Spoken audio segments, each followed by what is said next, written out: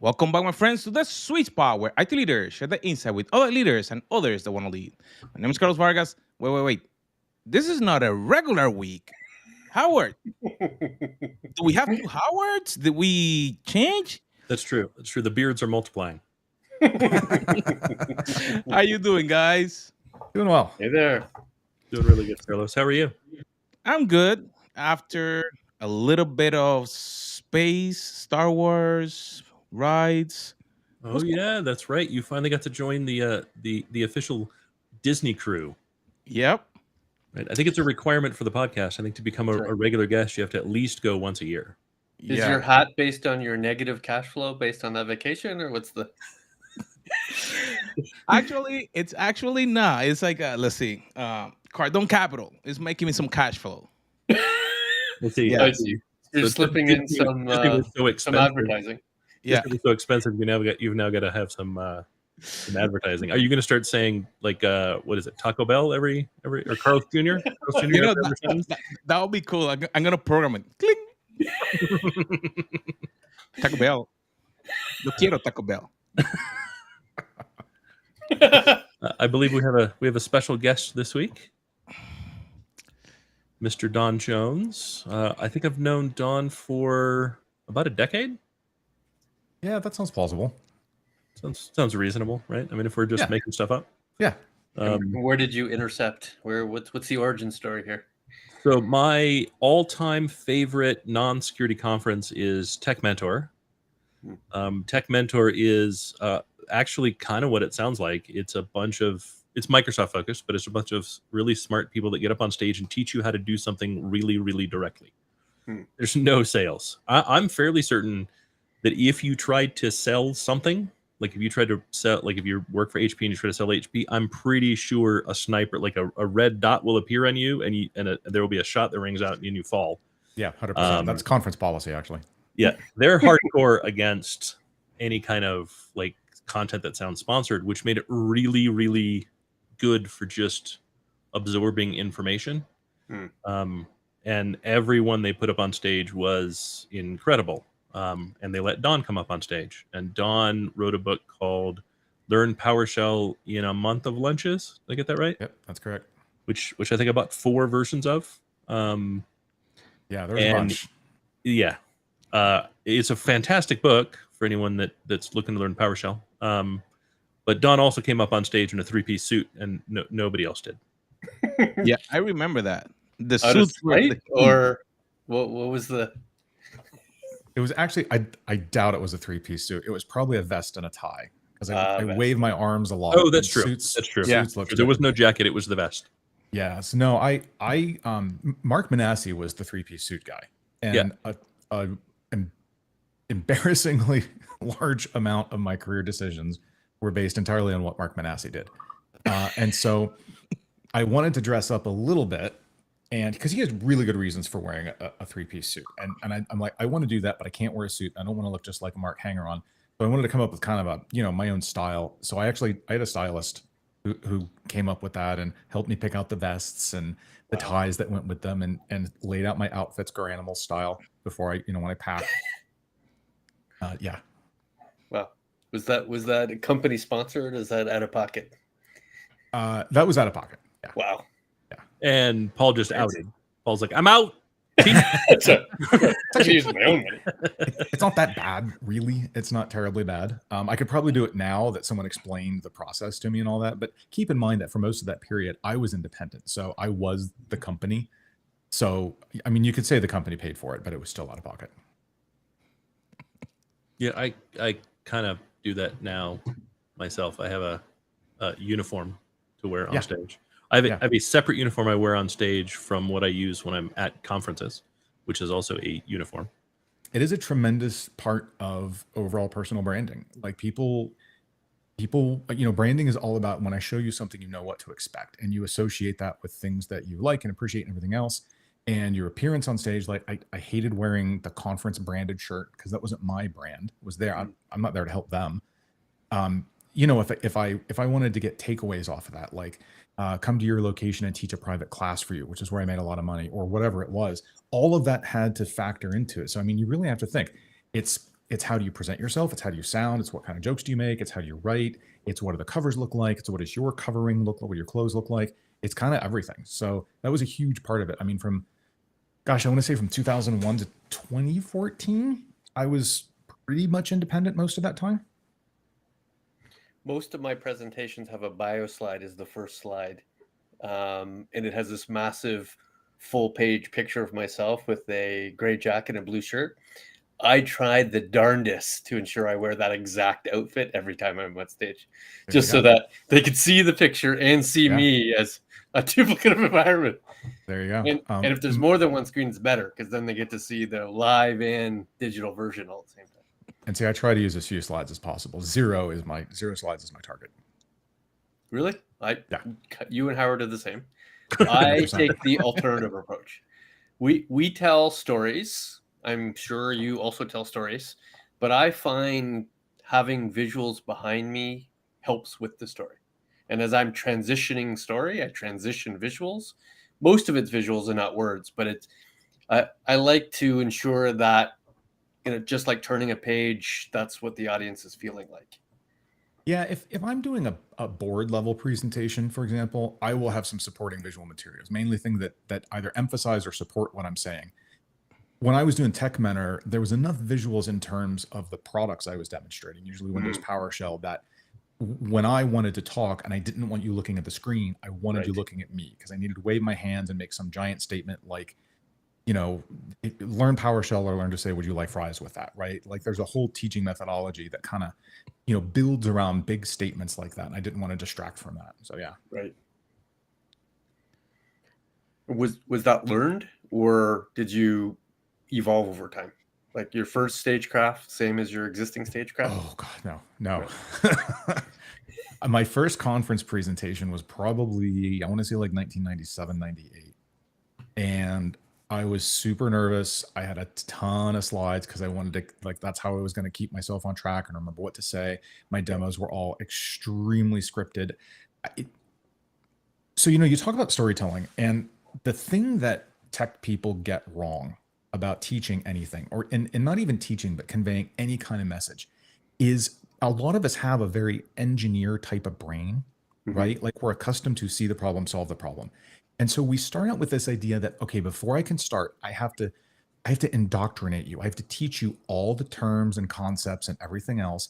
And that is a crappy way. And you're thinking, well, it would have been easier if I knew all those things up front when I was learning, because I had to learn these things as I go, and that was harder. And that's because that's how your brain works. And you had no choice. It was always going to be that way. But as an engineer, you're trying to you're not trying to make my learning easier. You're trying to change how human brains work, and you can't. So don't.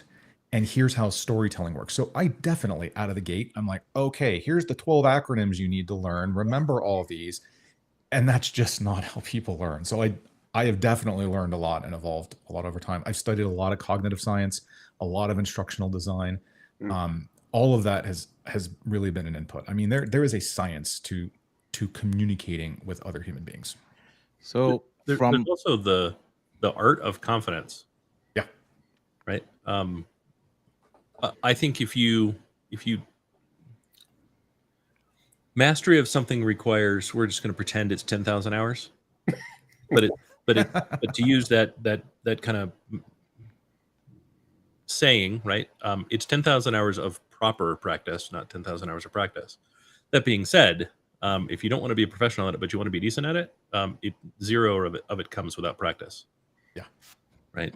If you didn't do any of the reading and simply got up on stage 50 times, the difference at the 50th would be grossly different than the first, just because you'd get over the fear of, oh my God, this is going to be the worst thing ever. And pretty soon it's just another day that ends in Y. Yep. Right. Yeah, for absolutely certain. Again, the first time I was on stage in front of, 100 people, I was just sweat pouring down me and everything else. I've been at Tech Ed or Ignite or whatever they called it with 6,000 people crammed into the room, and it was fine. It was Tuesday. It was whatever. Yeah, and it's amazing the difference that makes in how your message is received. Yes. If I could, I wish I could get people to understand that your message might be amazing, but if you're not confident, no one else has confidence in you. Yeah, confidence is the one thing that gets mirrored right back. It's tone of voice. If your voice is breaking or wavering, and your audience can't help it, right? It's built into our brains. It's part of the body language, part of our brains. And you can even tell everyone up front, look, I'm a little nervous. And it doesn't matter. They can try to make, accounts for that, but you can't. Like, your brain is automatically discarding this information because it's hitting the wrong triggers. Well, and that's the thing, right? I can say, you can get up on stage and say, I'm nervous. I don't really do this very often. And that might change how the audience interprets you as an individual, but it will not change how they interpret the information that you give them. Nope. They will not be any more confident. They will not retain it any better than had you not given that disclaimer. They will retain it infinitely better if you've developed the storytelling voice. Yep. Right. Yeah. And that goes if you're reading someone's text, hearing someone's message, like all of that is just, baseline communication. I had to learn a lot about writing. I mean, all these books behind me on this bookshelf, I wrote all those. And the first one I wrote in 2000-ish is very different from the last technology book I wrote, in 2018 or 2019 or whenever it was. Style-wise, content-wise, what's the technology writing evolution look like? So, I mean, I think when I started, I was really trying to write a manual, right? And that's different from teaching someone something. I thought I had a storyline, but it turns out I didn't. Like, what I had was not really a storyline. I recognize that now. And so when I got to I mentioned this before we started, when I got to the Month of Lunches series, so I started that series because people kept asking me to recommend a PowerShell book, and I had given up writing PowerShell books. I'd written the first two, and I thought that was enough. And I started, I'm like, well, why wouldn't you just buy one of the ones I already wrote? Well, it turns out the ones I wrote first, when PowerShell first came out, I wrote them for a VB scripter because that's who the initial audience was. So I was writing for another programmer. By the second chapter, we were programming. Well, but that's not what the later audience was. They didn't have that experience. And so the book was completely unapproachable. I'm like, oh, well, I'm sure someone's written something better. And so I started looking at all the ones on Amazon, and they just copied my table of contents. And so by chapter 2 or 3, you were doing programming. I'm like, okay, look, if I'm going to write another book, we're going to engineer this thing. I'm going to sit down and I'm going to make sure, like, here's point A. I'm going to take you to point B. That's where you're going to wind up. And you know what? This is the exact journey we're going to take. And I can't do D and E in that order. I need to flip those because I don't want to teach you something. I don't want to ever be teaching you and say, oh, we'll get to that later. I don't want to do that. I don't want to mention it until we're going to get to it. So the sequencing of the book, everything like that was just incredibly, incredibly engineered to the point where, so the book makes a promise: learn Windows PowerShell in a month of lunches. So I've got roughly 30 days. I don't want you to work on weekends. So I'm going to say like 20-ish days. Lunch is an hour. So I've got an hour to work with you. How much can you read in an hour? Right. So it turns out it's about 12,000 words for most adults, reading in their native language. So I've got about 12,000 words per chapter. I want to give you a little exercise to do at the end because immediate use is how you reinforce. So like all of that had to get really, really engineered. That is completely different from my first book where I just sat down and started typing words into Microsoft Word. So your first iterations were more like manuals, and your future iterations were more like education. They were teaching. Yeah. Interesting. And how has that evolved into the fantasy side of authorship? Like, is it significantly different? Are you using the same general approach? Are you trying to train, in a loose definition of train in that respect? Yeah. So it's funny you say that because apparently I'm dumb and can't learn from the past. So you're back to the manual. This is a fantasy manual. If you go to my website, donjones.com, you can sign up for my author's newsletter, and you get the first trilogy I wrote, the first 2 book series I wrote, and then some short stories. And you might read those and go, the story's fine. But what I did is I just sat down and started writing. And it's fine, but like I didn't have a point B. I knew what point A was. I had no point B. So I'm just, let's see where these characters go. And it turns out that's George R.R. Martin's problem. And it's why he's never finished stupid Game of Thrones, because he's like, I don't know where the characters are going. I'm like, you should have known that before you picked up the typewriter. So now I write my fantasy books a lot like I wrote my tech books. I outline aggressively. I'll spend a month outlining. And I want to make sure I've got all my plot arcs accounted for, and I know what every character's doing. And like, if I bring something up, I have to make sure I tie that up later. Like, I can't just, here's a character. Okay, like, where to go? oh, I was done with him. I didn't need him. No, you have to write him out of the story. He can't just not show up again. There's got to be a reason for it. Right. So I outline aggressively. And then I don't know, the other day, so we just had summer break last week. So I wrote a chapter every single day. I had a couple chapters that were 10,000 words. And that didn't take all day. That took 4 hours to write because my outline was just so perfect. And I just had to write the dialogue, and I could get into the characters' heads, and I could execute the outline. I could see what the outline wanted to do and just make that happen. So yeah, it turns out that my fiction writing is structurally a lot like my tech writing. I just had to rediscover that fact. Do you have like a word count minimum? Like Stephen King has 10 pages per day, and if he doesn't get his 10 page, he was working till he hits the page count, and then he goes golfing. No, because if my brain's not working, I just have to acknowledge that and stop. Yeah. Usually I'm writing crap at that point. I'm going to just have to rewrite it anyway. Right. I typically, it depends on the book. The book I'm writing right now, I want it to be a 100,000 word book. So, I've got this many chapters, blah, blah, blah. So each chapter needs to be about 5,000 words. Some can be more if some are less. Some can be less if some are more. If I don't hit it, I usually put it aside and I come back to it the next day, or I'll ask someone else to read it. Because often they'll be like, you went really quickly through here. Like, people are making assumptions in their heads that I'm not getting on the page. And I'm like, oh, great. Perfect. That's 1,000 more words. We're good to go. Have you ever seen the interview between King and Martin? Martin is the interviewer, and Martin, he still says it's like the best moment I've ever seen in an interview of authors. Martin looks at King and goes, "What do you do about the crippling writer's block?" And King goes, "I have no idea what you're talking about." Like for an author that's as prolific as him to say, "I've never had writer's block." How hard could it be? Do you just want to punch him? No. Like, I'm not an author, and I don't kind of want to punch him. I've never had writer's block. Interesting. I have definitely had times where I wasn't in the mood to be in those characters' heads at that moment. That was not writer's block. I knew exactly what they needed to do and what they needed to say and everything else. I just wasn't in the mood for it.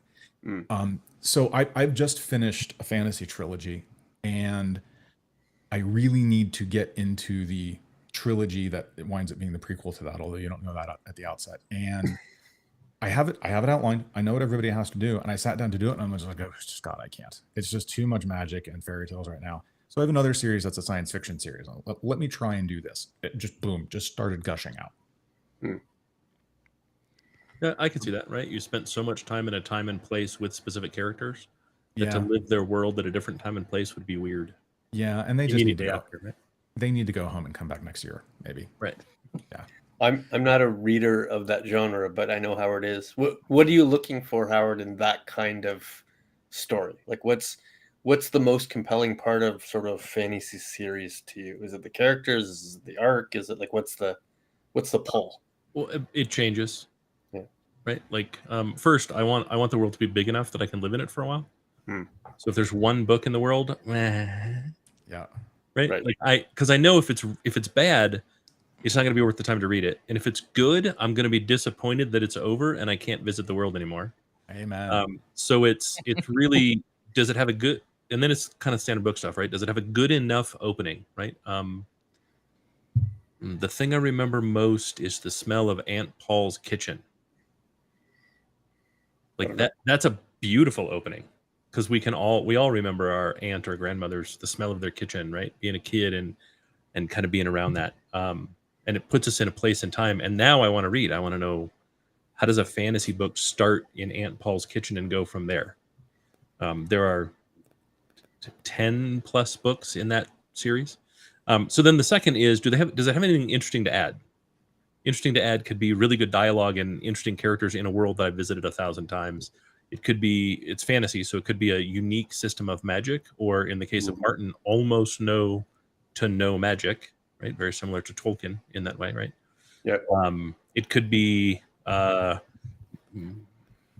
Modeste Jr., who writes where magic is extremely prevalent, and yet still figures out a way to manage supply and demand economy when you can create anything from magic. So does it have something interesting to say? Is the world interesting? And then it's just standard book stuff, right? but it really is like, how long am I going to be able to live in this world? The worst. I'm reading something now. It's in a universe created by Stan Lee. But they did a huge promotion at Comic-Con a couple years ago. Big interactive exhibit that you walk through called something about light. I don't really care. Really, really good first half. I like reading one page now is like thumb screws. It's an awful, torturous experience, and I don't know what to do about it. I'm now so far in, I kind of want to know how it resolves. At the same time, it's taken a turn to a place that is so incredibly boring and well trod that I just can't be bothered to continue to read it. Yeah. Which really, it's horrible, right? Because that's like the worst you could do. I'd rather it was boring all the way through. Right. At least your expectations would be set. Correct. Don't change expectations part the way through. Right. Well, so my fantasy series will ultimately be 10 books. So hopefully that'll be enough for you. That's good. Yeah, and I'm about halfway through. Do you have a visual goal here? Like, you want to see this on stage? You want to see this on film? You want to see this in Netflix? I mean, I'm not going to say no to an HBO deal. But some authors don't have that vision. They like the written word. They think it's a better representation of the story versus its 90-minute version. I write very visually, so I think the stuff would translate pretty well. There's a certain amount of internal monologue, but even when I'm writing first person, I don't use that as much as I probably could or should. So right. it would translate well. I've never had that in mind, though. Interesting. Just keep in mind that for a tech company, Amazon can't produce anything with visual effects. And Netflix can't commit to anything more than 2 seasons. Yeah. So a 10-book series, don't sell it to Netflix, and please don't sell it to Amazon. Yeah. So look at all this. You went from technologist to book author, initially on the technology field. Yep. Then you went into a little bit more creative writing. Any other jump? And I'm just looking at the progression that, as a technologist, you went through something completely different. You still have a day job. That's the interesting part. That's where I was going to go. I do, yeah. I got a day job. I'm not authoring books. I think the jump to leadership was huge, and it is a jump. And make no mistake, it's a jump, and it's not an evolution of your technologist skills. It is a different job with different skills and different things that you like and dislike. And honestly, the first 2 times I did it, I didn't care for it.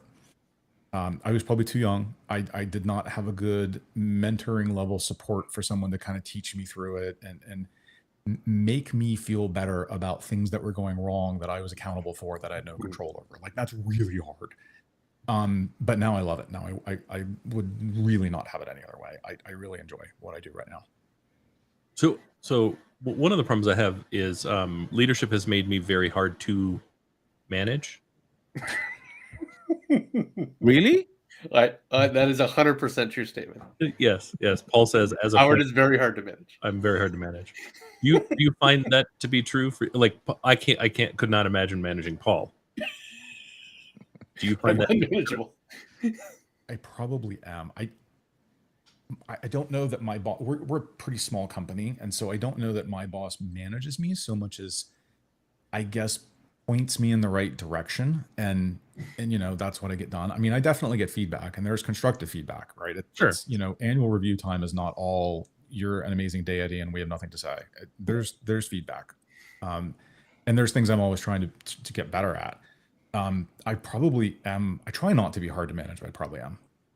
Yeah, I did not say nor make the assumption that anyone has reached their final form. I know I haven't. I look forward to constructive and positive feedback. Even negative feedback I find better than positive reinforcement. Because I don't know what to do with compliments, but I know it's a good feedback. I can change. I already know I'm good at something. Tell me what I'm not good at. Right. Which is not a skill in that leaders should reinforce. Right. Leaders should reinforce giving positive feedback. If it's all negative all the time, then that's nobody wants to hear that, except apparently strange leaders that are really looking for that. I just don't know what to do with it. I don't know what to do with it either. And our team is really, really good at it. I mean, the company has a great culture for that. It's like, hey, really impressed, really proud you got that done. I'm like, okay. Thanks. But was that not the expectation? Did you not expect me to do it on time, on budget, and well? Yeah, I mean, I don't know. Just when I Right. get my bonus check, I guess I'll know I did a good job. And if I don't, then I know I didn't, and I'll ask why. I think it might be incumbent on us as leaders to ask the next question, which is, if I were to do this again next time, how would you see it running differently? Or how would you perceive the output differently? And maybe they'll have a different answer to that. Right? It's quite possible that you were brilliant at this task, but maybe a switch or a dial change would have made it even better. For most of my career, and this is probably not true of most people, but for most of my career, the actual outcomes I have been asked to produce, I have produced spot on, nearly exactly like within margin of error, expected error. Right. That's not my area for improvement. My area for improvement is my personality. So it's not, I could, like, how would you see that being done? They're like, no, keep doing it exactly like that. But I mean, you're a bit of a jerk sometimes. And that's what I work on. Right. I got one company I worked for, we did this, I forget it was one of these personality assessment things. And you get like back this 30-page analysis, and it's the colors, the yellow, the blue, and the green, and the red. And I'm like an angry chartreuse or whatever that is. Right. And they give you these, it's broken down into sections. And it's like, if you work on Don's team, here's 8 bullets. And never prevaricate. If you manage Don, and literally one of the bullets said, issue flak jackets to his team. And I'm reading that and I'm like, that is so spot on. Like, I have to work to not make that true, but like, that's my inherent, like, inside of me, that's just true. So what's funny, I hired someone to work on my team that I've known for years, that had never been part of my team, but worked for a vendor. Mm-hmm. And was one of my main contacts at a vendor, one of my larger vendors. And she's like, I don't know if I want to work for you. And I went, why? Like, I treat my people really well. And she goes, I've worked with you for years. I'm like, oh yeah, no. Just remembering you were a vendor at that time. That's right. No. You were the enemy. Yeah. I don't need to be nice to you. I'm giving you money. Right. Right? Like, my people, I'm very nice to my people. I work very well with my people. My people like to be on my team. I'm good at defending them. But a vendor? No, it's like it's likely to be a boxing match 4 times a year. Like, yeah. Right. I'm So doing the job wrong. How would you describe, Don? How would you describe your leadership style now versus what it might have been in the past? I mean, I prefer a pretty autonomous team. I want to give people some direction. Like, here's where we need to go. Here's the constraints that are involved. Here's what I would love to see happen, even though that might not happen. Here's what's an acceptable outcome. And then I want them to go do it. And I want them to tell me if something's in the way, or if we're doing it stupidly and we could be doing it better. Like, I want them to tell me how to run the machine. I don't know how to run the machine. I literally don't know how to run the machine. As far as I know, I don't even have access to the machine. Mm-hmm. So I want them to do that. That's what they're good at. That's what they're hired for. That's where their success is going to come from. I want to be there to support that, to keep people off their backs. I want to be the one to say, no, that's not the direction the business is going. We're not doing that thing you asked for. I get that you're a salesperson. There's a commission on the line, but it's like $1, and I'm not, like, I can't optimize for $1. I need $1 million of those dollars, and then we'll optimize for that. So I want to have those conversations, and I want my team to I want them to feel very supported. I want them to feel very successful. I want them to feel that whatever performance agreement, because I hate OKRs with a passion that is unrivaled by all else. I want them to know that their performance agreement is achievable, and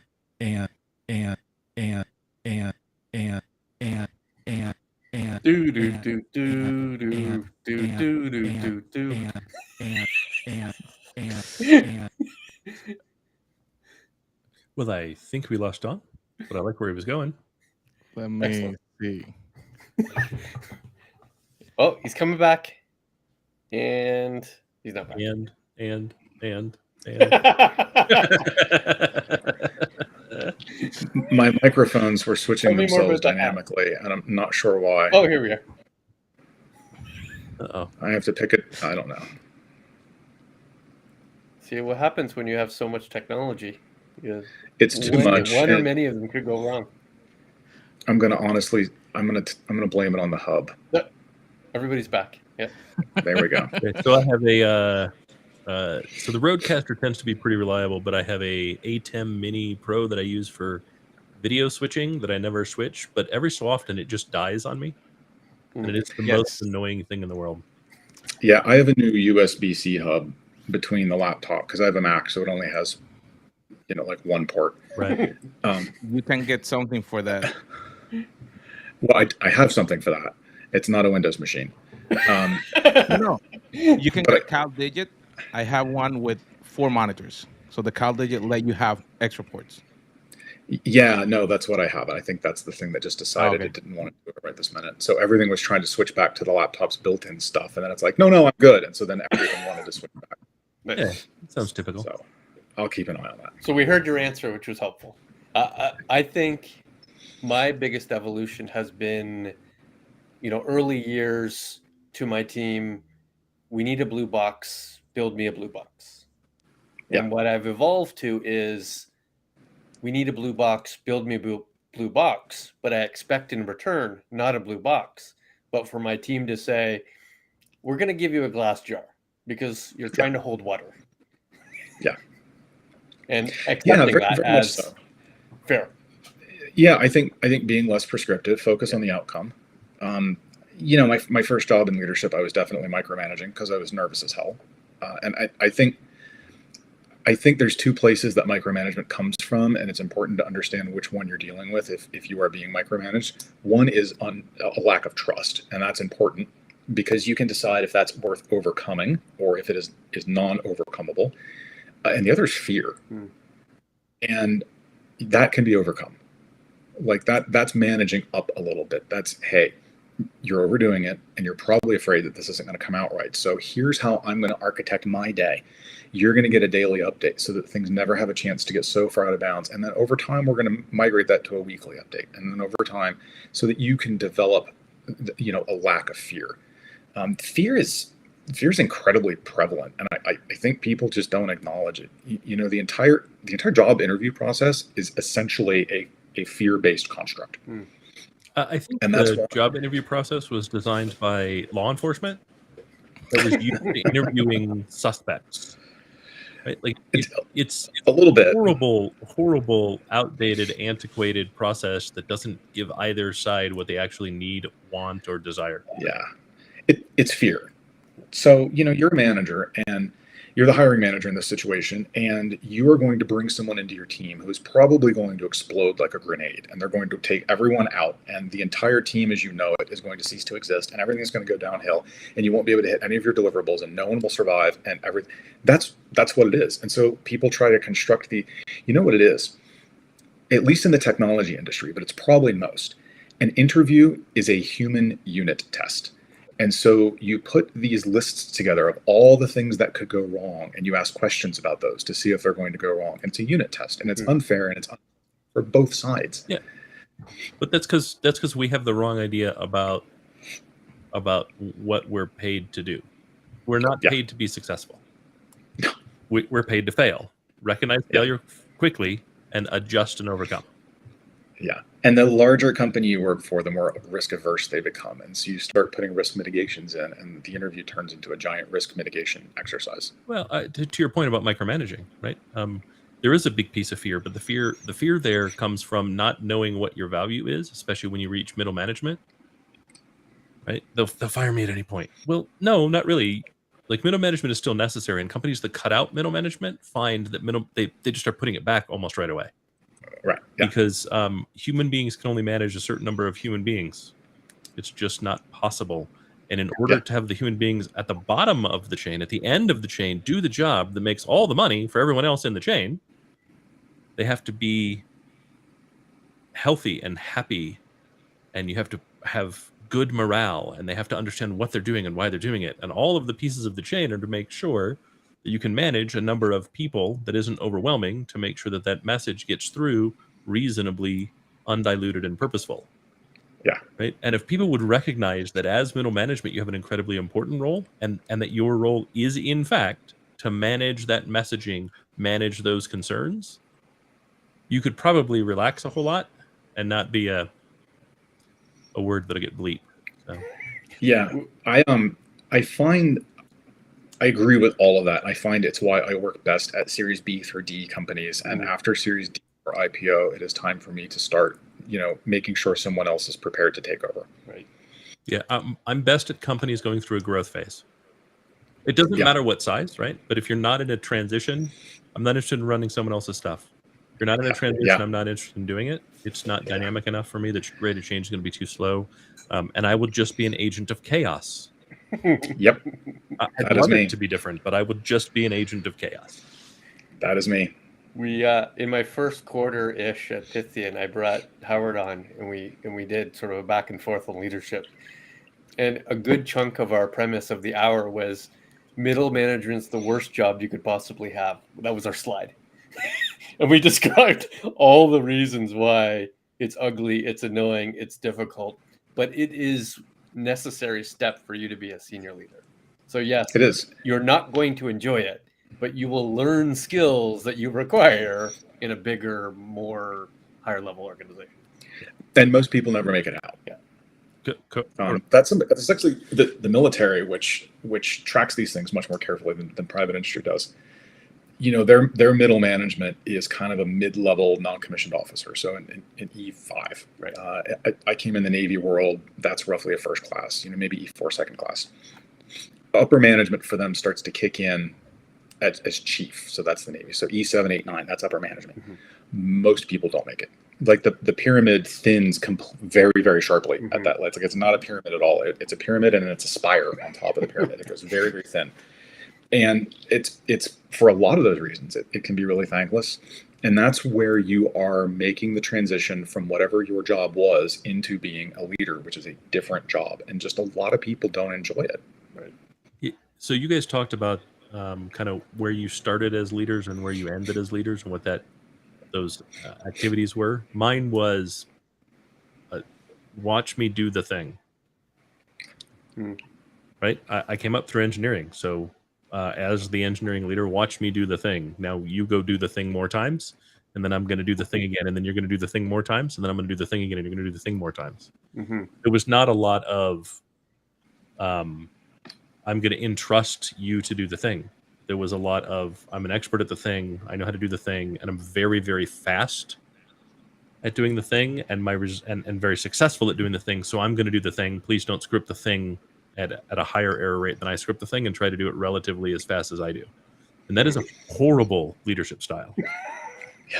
It can't. Yeah, it's not always super. Maybe the first time. It's not super productive after that. Maybe. I mean, it's bad for everybody, right? Like, I just feel like I have a bunch of people who aren't doing anything because I stand in their way and don't let them do anything. Right? Yeah. And they feel like they have no job satisfaction because I'm not letting them do the thing that they are hired to do. It's horrible. Yeah. It's just terrible. And no matter what happens, I grade them on this false notion of my performance were I doing the task, which is always false. Right? It was terrible. Now it's much more kind of like all laid out. We have a desire to get this accomplished. Here's what I'm looking to get.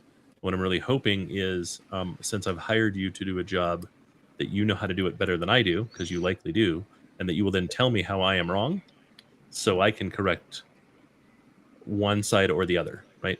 Howard, you are wrong, to Paul's point, right? You're trying to hold water. You need a glass jar, not a leaky box.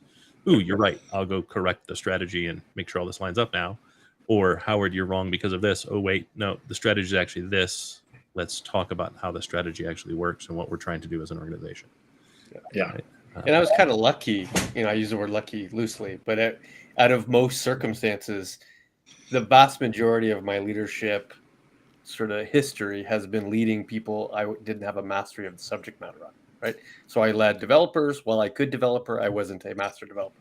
I led architects. I wasn't a master architect. I led product management. I wasn't a master of the subject matter, which forced me to build other skills. I couldn't be the subject matter expert in the room. I could only add skills outside of that team and bring it into the team.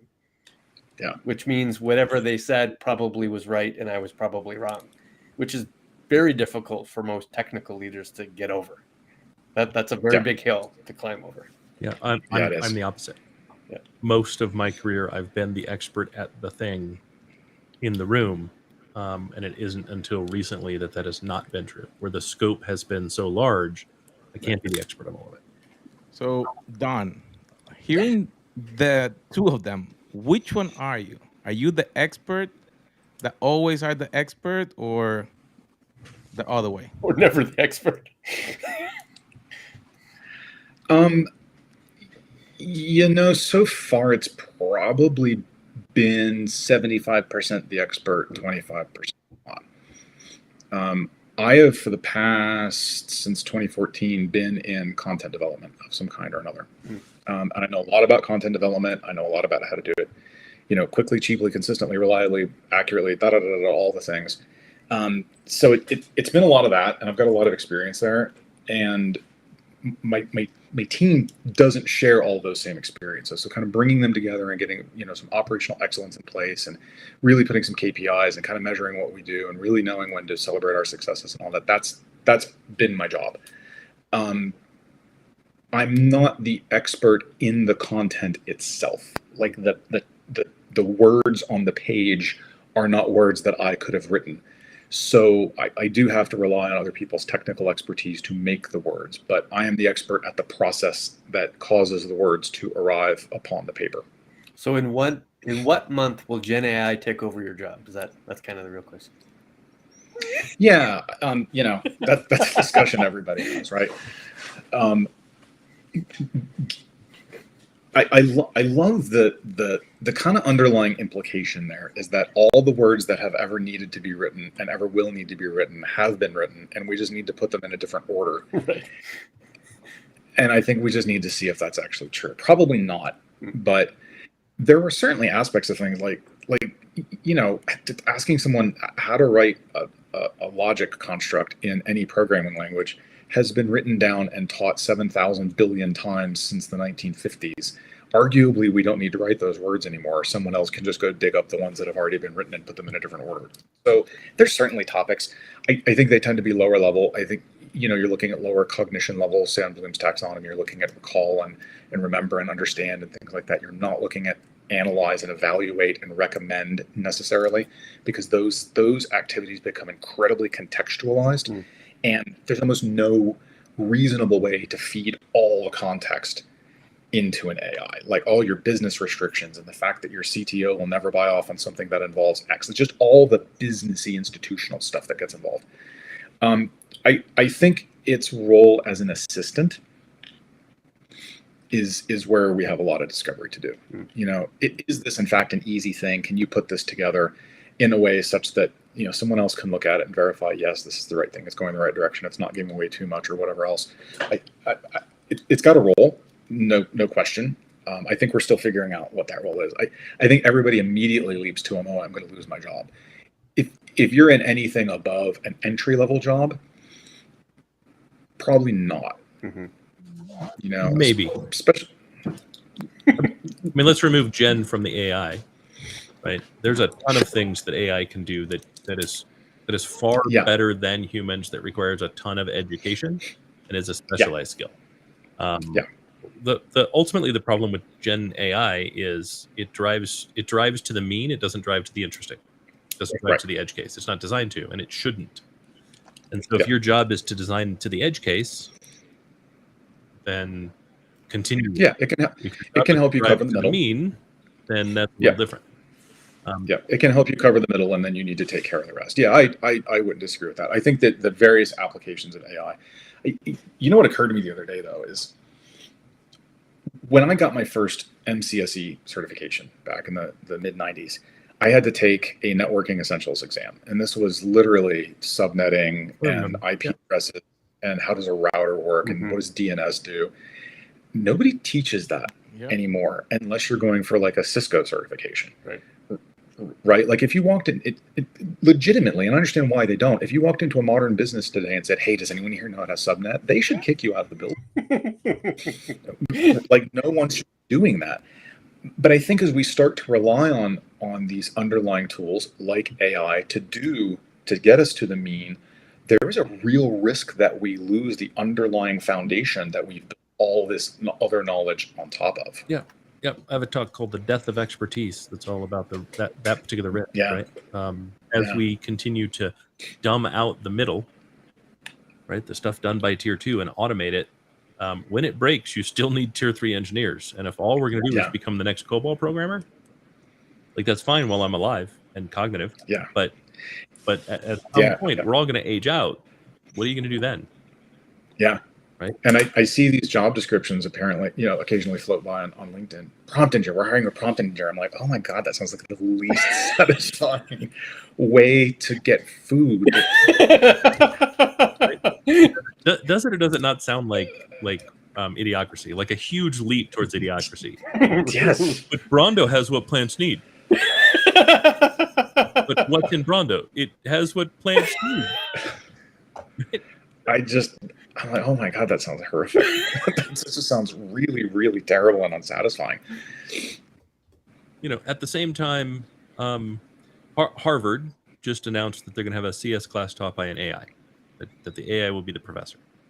And I think that's wonderful news because my daughter just went through her first CS class at a university here in Denver. I won't name the university nor the professor who should be fired. But every time any of the students asked a question, he said, I don't know why I need to take time out of my brilliant work, my brilliant contributions to help you. This stuff isn't that hard. To which I went, oh my God, who in the hell is teaching this class? They must be brilliant. That is literally what we were paying you to do. Are you just responding with Stack Overflow links? Like what's the... No, nothing. He didn't help them at all. They were all confused. They just kind of tried to help each other to figure it out. However, so I have to ask, if Harvard's going to do this, is it coming at like a 90% discount? That's right.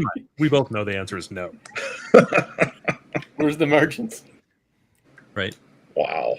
But at least, like, if she'd have taken the course 2 years later, Gen AI would have been available, and she could have just asked the AI, and it would have explained it infinitely better.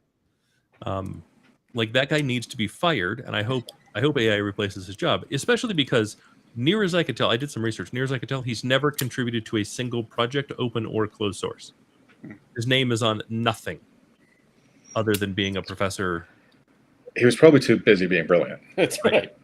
Right. Like, it does take a lot of time. It does. Right. He's does. tenured. It doesn't matter. Yeah, I've heard. Carlos, 47 minutes of high quality content.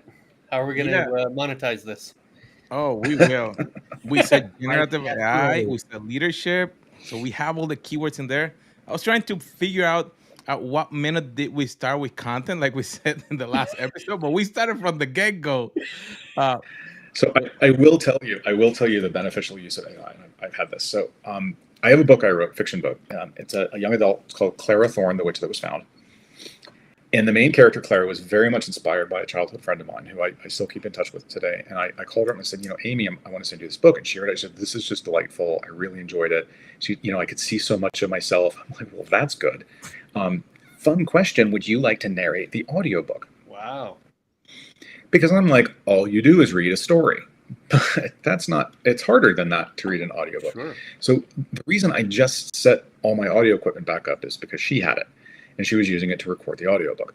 But the problem is that if you're not a professional audiobook narrator, you will still read through and, occasionally, and you'll look at a word and you won't catch it. You won't read.